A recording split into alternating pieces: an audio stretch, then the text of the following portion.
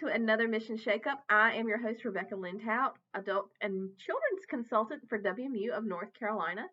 And I am excited about the topic that we have to share with you today because today we are talking about refugees, specifically Venezuelan refugees.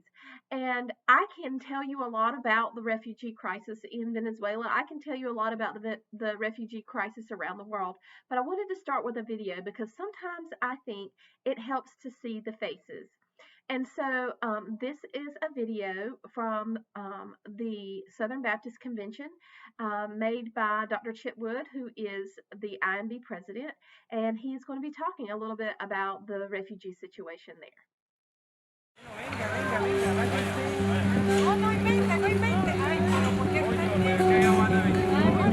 Hello, Southern Baptists. At the midpoint of the bridge that I'm standing on now is the Venezuelan border. What you see are people flowing in and out of Venezuela, coming to Colombia, where they're able to get food that is not available at home, where they're able to get medical attention. Some are coming daily to attend school as the schools have been closed just across the border. We're thankful that Southern Baptists are here ministering to the needs of people who are really in a very desperate situation. Had the opportunity to visit with several people on this bridge, and we've heard some heartbreaking stories. A school teacher who's also a grandmother. Her school is closed. She's walking her daughter, her granddaughter, across the bridge every day to try to get some form of education for her. We've talked to a gentleman who's pushing for 12 hours a day a wheelchair back and forth across this bridge to transport those who are unable to walk the length of the bridge on their own. People are heartbroken. They are traumatized from the situation that they're facing. But thankfully, we've been able to pray with some, share the love of Christ, also see the very practical needs that our missionaries and Baptist Global Response are meeting here. Thank you, Southern Baptists, for making this ministry to people who are hurting possible.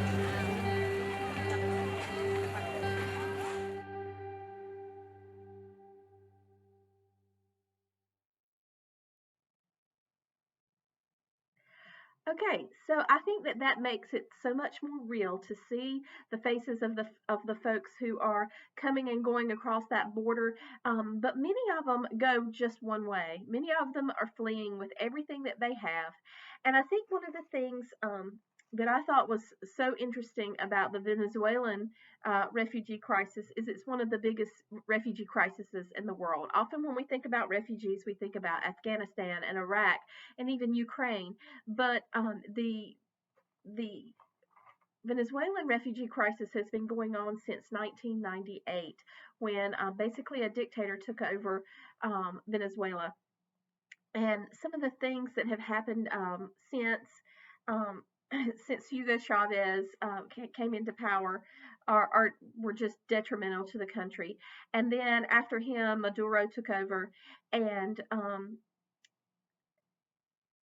he insists that he can communicate with the dead and that he speaks to Hugo Chavez, and he encourages ancestor worship and all kinds of just false religious pretenses to keep himself in power. But I think it's also interesting that 3.6 million, and at this point, actually, it's 4 million people from Venezuela are displaced around the world. So I believe that is like 40% of the refugees worldwide are Venezuelan. So that is something that is such a huge need. And one of the things that I think that sometimes we have to admit is that the term refugee can sometimes bring up fear in us, because the idea that someone is coming to us that we don't know can be scary. And so what I wanted us to think about is what would Jesus do in this situation? What does the Bible instruct us to do? And so I think it's important to remember scripture that goes with it about how to treat the migrant. And it says, when a stranger sojourns with you in your land, you shall not do him wrong. You shall treat the stranger who sojourns with you as the native among you, and you shall love him as yourself. For you were strangers in the land of Egypt. I am the Lord your God. And that is from Leviticus 19:33 through 34. And that is the jumping off point for WMU with how we interact with and how we minister to refugees. We look at them as sojourners in our land. We see how God instructed the Israelites to treat the sojourner. We think about the laws that were created for how to interact in the early Israelites' life with the sojourner so that they would be protected and provided for. And we realize that that call is the same for us today. And so there are lots of resources that WMU provides. And if you see me looking down here, it's all of these resources are available to you. But one of the things that I think that we have to start off with is a prayerful heart. And we have to pray that God would help us not ignore the needs of the many in fear of the few. And I think that often we think, when we think about refugees coming from Afghanistan, we think about Taliban and we think about terrorists. But the fact is that 40% of the refugees worldwide are Christians. And also, we need to remember that the Afghan refugees and the Iraqi refugees and all of those are fleeing the Taliban. And there is a very strenuous process for vetting refugees before they are allowed into our country. And so I think that those are all things that we need to address.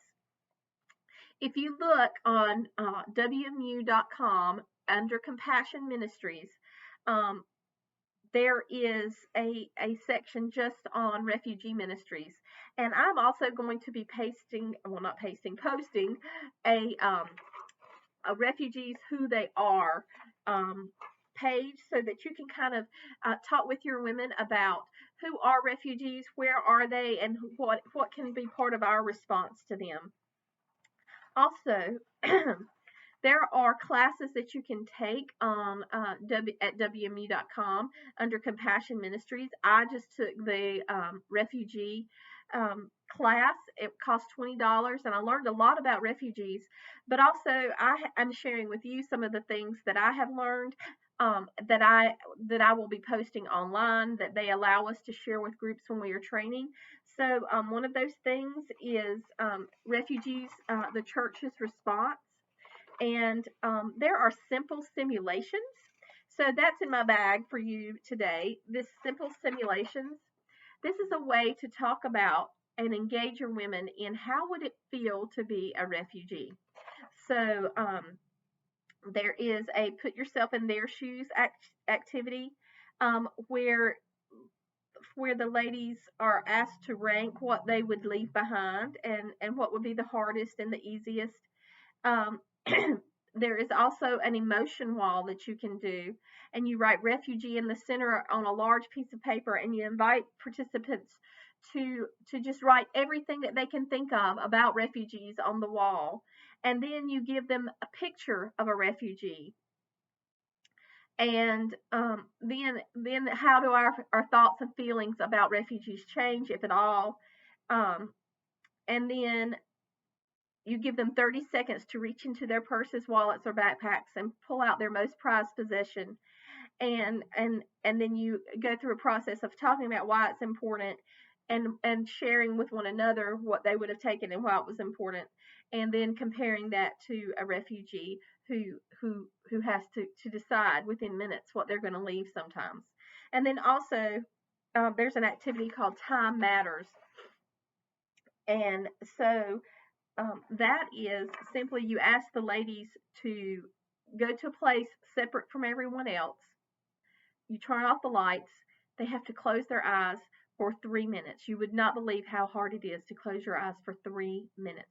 You cannot say a word. You cannot laugh. You cannot talk. And this helps to remind us that sometimes refugees have to hide for long periods of time in dark places in fear of their lives.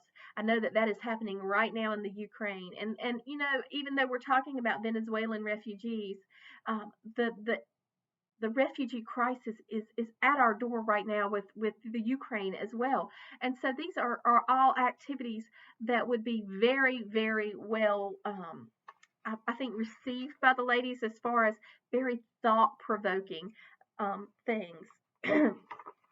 There is also another refugee simulation that will take about 20 minutes if you did it with your group that I'm posting online. And this simulation is basically you walk through four categories of things of importance in your life: the people that are important in your life, the things that are important in your life, I think the values that are important in your life. Um, and there's one other thing, but I can't remember it off the top of my head. But you each category gets four things that you would want to bring with you, and then as you go through the simulation, they either have one of the things or many of the things taken away randomly, or they have to choose what they will leave behind. And so I think that is a very, very powerful simulation. I think that it is something that is very worthwhile to do with your group. It would be the focus of your missions night. Um, that will be available online under the Mission Shakeup. And I hope that you will take time to at least read through it, even if you don't. If you decide to go the route of some of the simple simulations from the church's response to the refugee crisis, that's good too. Maybe you want to have a special night when you just do a refugee simulation.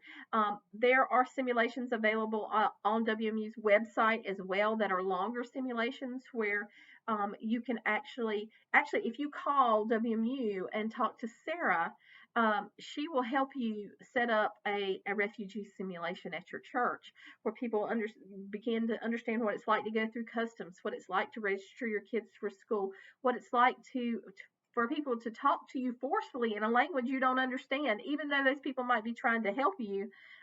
It's still a scary situation, and just at every step, trying to put yourself in the shoes of refugees, and that's kind of the focus of our mosaic this month too, with the refugee uh, study with Robin Tinley.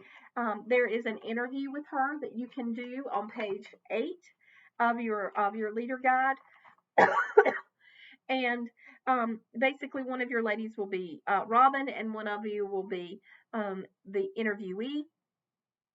interviewer, and she tells a lot about what they do. Missionaries have been kicked out of Venezuela, but the interesting thing is about the Tinleys is that they have been training up youth in Venezuela for so long that the young people that they trained many years ago are now taking over as the missionaries and the church planters in Venezuela, as and they are ministering to the hurt and the lost and just those who have gone through such traumatic things. God raised them up for such a time as this through the Tinleys mentoring, I would say. So there is also a page here in the leader guide called Hope for Weary Souls, and there's a poem that Robin wrote about the refugees, and and all of the physical needs, the spiritual needs, and the emotional needs. So I think that is an interesting thing to do as well. There are some other ways that you can make a refugee simulation become more real, I would say. If you look at that video, what did you notice the weather was like? It's hot, right? So maybe you have the first little while of your meeting outdoors. Just and think about, it is hard for us for 10 minutes to stay outside in the heat, and think about having to walk miles and miles and miles.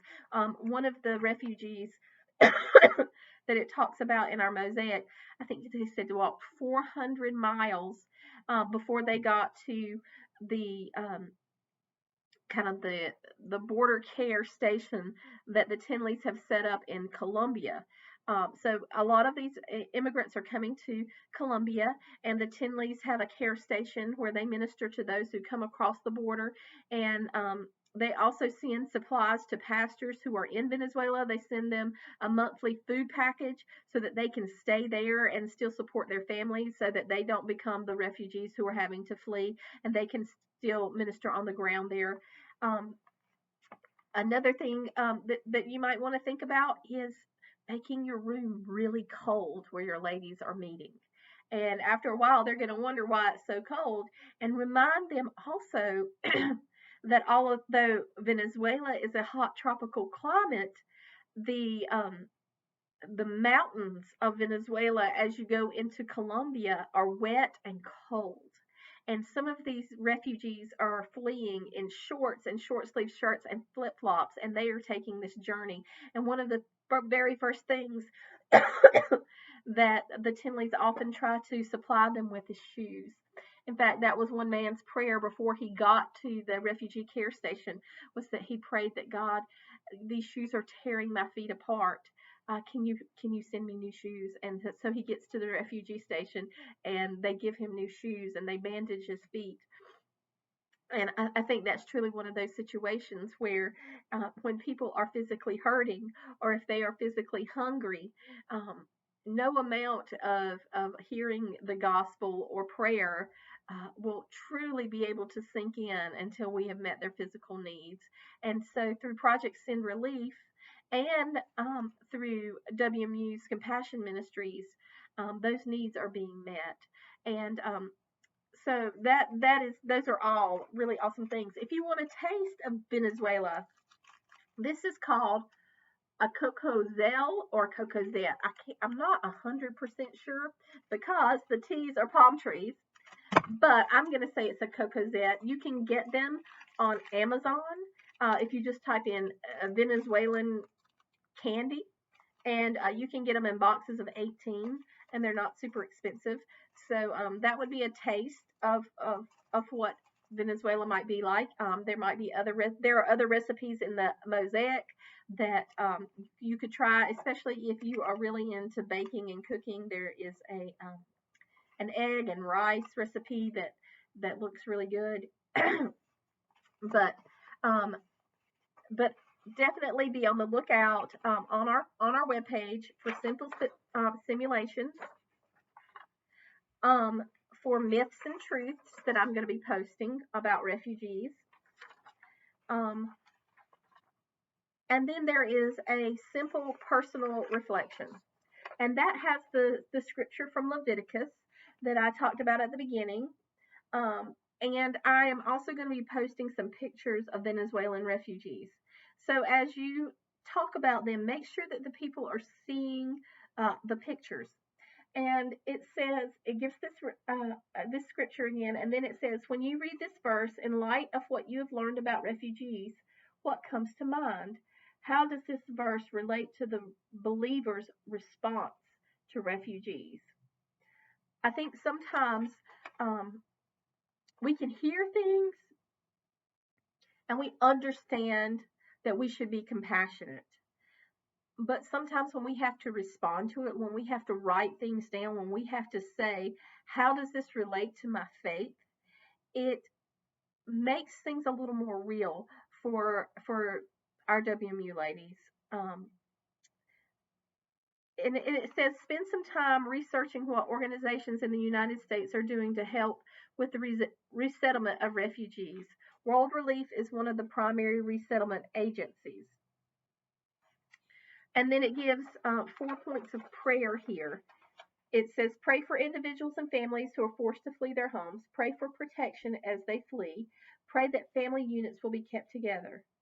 Also, pray for refugees to know the love of the Father.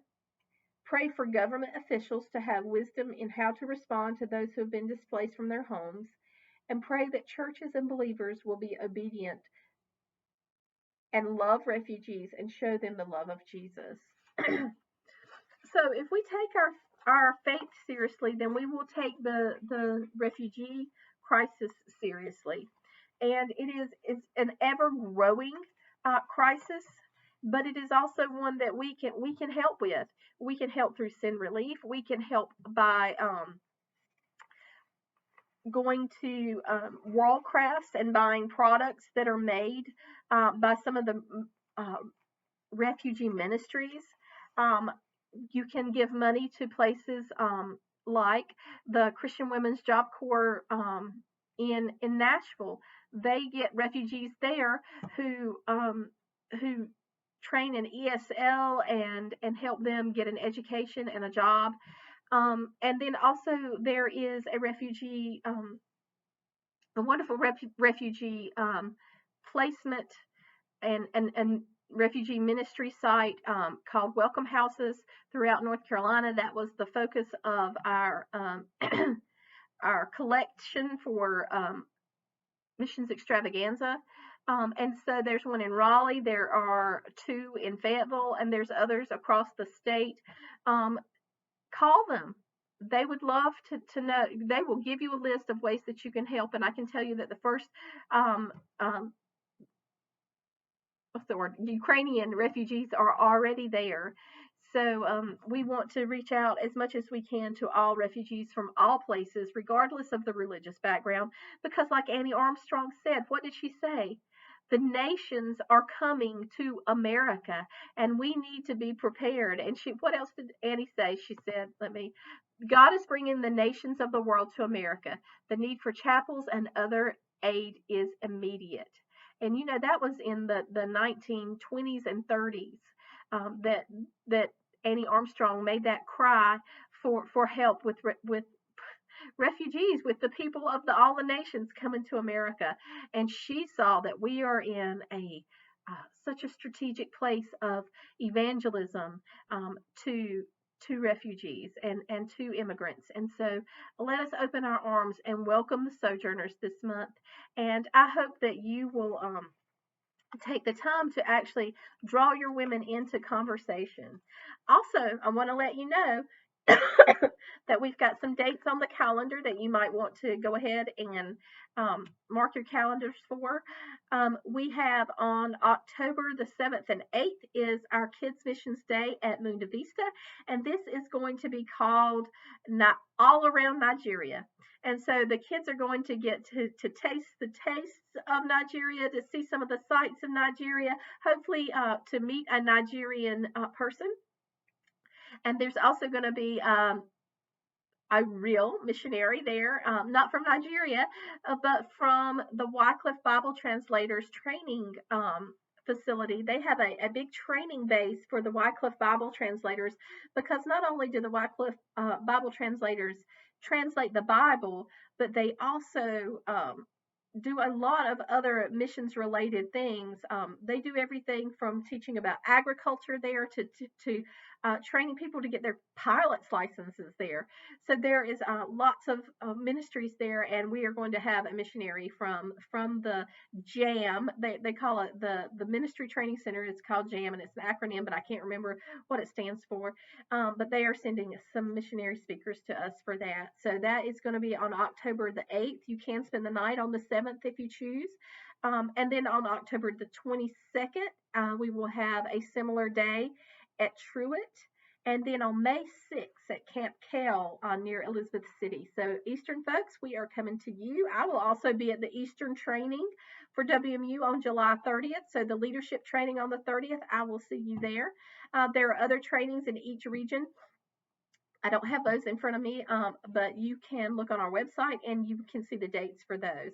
So I hope that you will take some time to look at all of these resources. I think there is an abundance of them on refugees. I hope maybe you will even take the time to take the class. It will take you about an hour to go through the class online through Compassion Ministries, and really help your WMU ladies to understand that even Jesus was a refugee when he fled to Egypt, and if Jesus can be cared for and loved, then we should care for and love every immigrant and refugee as well.